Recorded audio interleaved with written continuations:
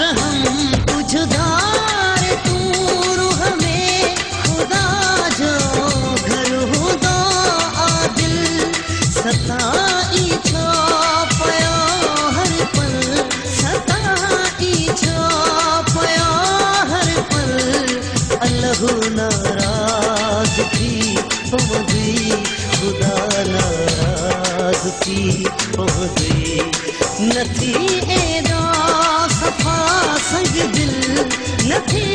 एडो सफ़ा संग दिल अल्लाह नाराज थी पवंदी खुदा नाराज थी पवंदी मता कहीं जी दुखाए दिल खुदा नाराज थी पवंदी खुदा नाराज